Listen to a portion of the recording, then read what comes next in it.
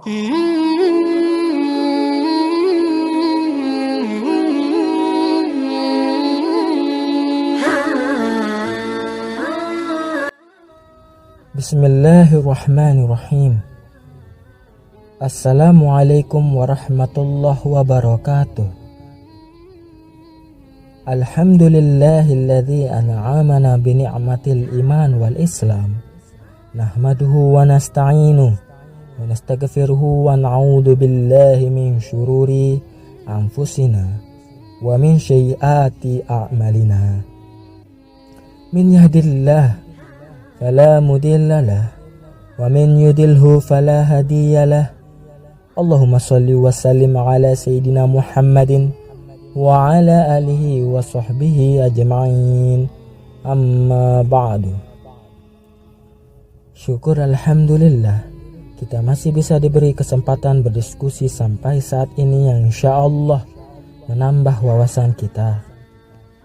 Salawat serta salam kita curahkan kepada junjungan dan Nabi akhir zaman, yaitu Nabi besar Muhammad sallallahu alaihi wasallam. Allahumma sholli ala Sayyidina Muhammad wa ala ali Sayyidina Muhammad. Saya berdoa dan berharap agar kita semua selalu diberikan pengampunan dan dimurahkan rezekinya, kemudian tetap diberikan kesempatan menikmati nikmat iman oleh Allah Subhanahu wa ta'ala.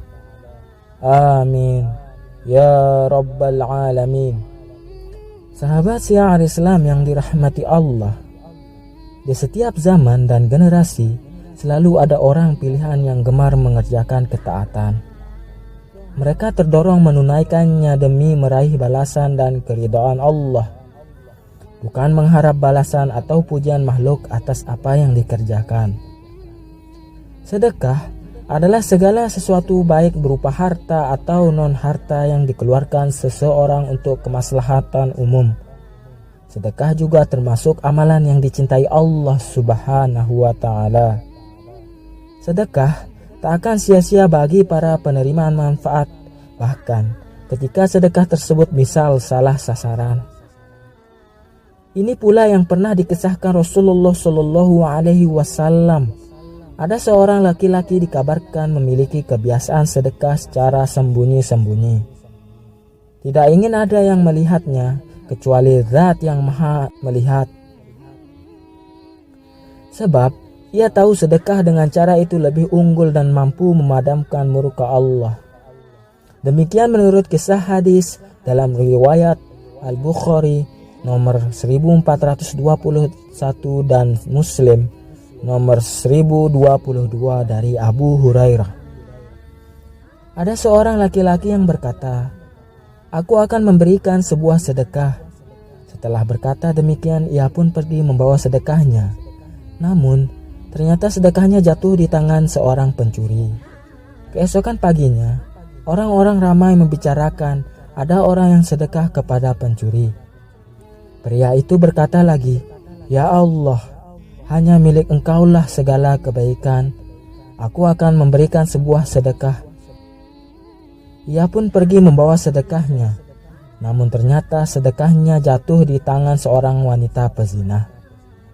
Keesokan paginya, orang-orang pun kembali ramai membicarakan tadi malam ada orang yang bersedekah kepada seorang pezina. Pria itu berkata lagi, "Ya Allah, segala kebaikan hanya milik-Mu. Sedekahku jatuh kepada pezina, tapi aku akan bersedekah lagi." Ia lantas pergi membawa sedekahnya. Namun, kali ini sedekahnya diterima oleh orang yang kaya. Keesokan paginya, orang-orang ramai membicarakan, ada orang kaya yang menerima sedekah. Pria tersebut berkata, "Ya Allah, segala puji hanya milik-Mu. Sedekahku jatuh di tangan pencuri, pezina, dan orang yang kaya." Kemudian ia bermimpi.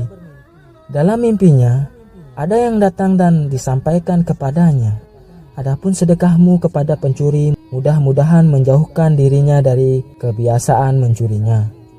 Kemudian, sedekahmu kepada pezina, mudah-mudahan menjauhkan dirinya dari kebiasaan zinanya. Sedangkan sedekahmu kepada orang kaya, mudah-mudahan ia mau mengambil pelajaran kemudian ia jadi mau menginfakkan sebagian yang diberikan Allah kepadanya. Hadis di atas mengisahkan kepada kita, dahulu ada seorang laki-laki yang hendak bersedekah secara sembunyi-sembunyi. Ia melakukannya selama 3 malam berturut-turut. Pada malam pertama ternyata sedekahnya jatuh di tangan pencuri. Pada berikutnya sedekahnya jatuh di tangan pezina. Sedangkan pada malam ketiga sedekahnya diterima oleh orang kaya. Hal itu membuatnya sedih dan prihatin. Namun, kemudian ia bermimpi. Dalam mimpinya ia diberitahu bahwa sedekahnya tetap diterima. Bahkan dijelaskan kepadanya, sedekah yang diberikan kepada orang-orang yang tidak berhak menerimanya itu tetap memberikan pelajaran tersendiri. Singkat cerita, berikutlah kisah tersebut. Pada tengah malam, laki-laki itu menyelinap keluar rumah dan mencari orang yang akan menerima sedekahnya. Akhirnya, ia menemukan seseorang yang menurutnya layak mendapatkannya. Dalam dugaannya, orang itu adalah miskin. Akhirnya ia menyerahkan sedekahnya kepada pria miskin tersebut. Namun dugaannya meleset, sebab ternyata orang yang menerima sedekahnya adalah seorang pencuri. Buktinya, keesokan harinya orang-orang di pasar dan tempat-tempat kerumunan ramai memperbincangkan bahwa ada orang yang memberikan sedekahnya kepada pencuri. Rupanya, sang pencuri yang menerima sedekah menceritakan apa yang telah dia alaminya. Sebab tak berselang lama setelah itu, tersiarlah kabar di tengah masyarakat bahwa ada maling yang menerima sedekah. Belum diketahui siapa yang memberikan sedekah itu, namun berita itu cukup membuat hati sang pemberi sedekah merasa sedih dan terluka. Ia kemudian mengungkapkan kesedihannya. Ya Allah, segala puji hanya milik-Mu. Sedekahku jatuh di tangan pencuri. Sang laki-laki pun bertekad untuk kembali bersedekah pada malam berikutnya, sebab dirinya mengira sedekah sebelumnya hilang sia-sia dan tidak sampai di tangan Tuhannya.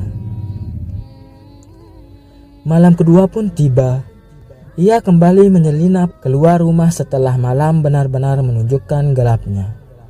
Tujuannya agar ia bisa berlindung di balik kegelapannya. Ia lalu memberikan sedekahnya kepada seorang wanita yang disangkanya seorang wanita miskin. Namun, dugaannya kembali salah. Ternyata wanita itu seorang pezina. Wanita itu pun menceritakan apa yang dialaminya. Esoknya tersiarlah kabar seperti kabar seorang pencuri tadi. Akhirnya, sampai di telinga orang yang memberikannya. Kembali ia menelan kesedihan dan penyesalan. Lagi-lagi ia mengungkapkan perasaannya. Ya Allah, hanya milik Engkaulah segala kebaikan. Kali ini sedekahku jatuh di tangan pezina.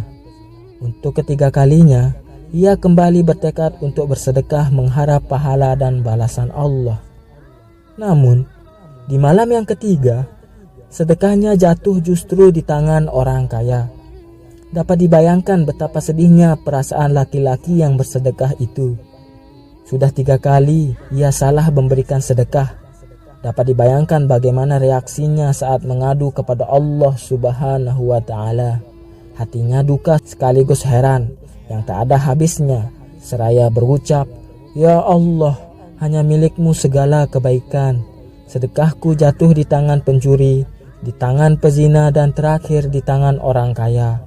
Sepertinya laki-laki itu tidak mengetahui bahwa Allah telah mencatat balasan dan pahala untuknya.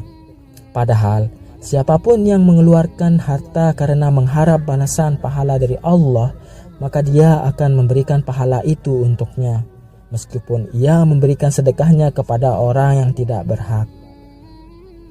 Datanglah kabar gembira kepadanya melalui mimpi bahwa Allah telah menerima sedekahnya, memberikan balasan pahalanya atasnya, dan menginformasikan sebuah hikmah yang agung di balik kesalahan sedekah terhadap ketiga orang yang diberinya. Hikmahnya adalah harapan semoga seorang pencuri berhenti dari mencurinya Kemudian orang yang berzina mudah-mudahan berhenti dari zinanya. Dan orang kaya semoga mengambil pelajaran darinya sehingga tergerak untuk menginfakkan sebagian hartanya oleh laki-laki yang bersedekah malam hari dalam keadaan sembunyi-sembunyi agar tak terlihat oleh orang lain demi mencari pembalasan dari Zat Rabbul Ibad. Kisah di atas dapat kita simpulkan bahwa perbuatan seseorang terkadang melahirkan pengaruh yang baik terhadap orang lain, dan betapa utamanya kepasrahan atas ketentuan dan takdir Allah sehingga di dalam perbuatan baik yang kita lakukan selalu ada tersirat kebaikan. Wallahu a'lam bissawab. Demikian yang bisa saya bagikan, semoga bermanfaat dan merubah kita untuk terus berbuat baik dan istiqomah. Jika ada kesalahan dan tutur kata yang tidak baik, saya minta maaf. Jika bisa tulis di kolom komentar. Sesungguhnya saya hanya ingin berbagi dan sama-sama belajar. Amin ya rabbal alamin. Wassalamualaikum warahmatullahi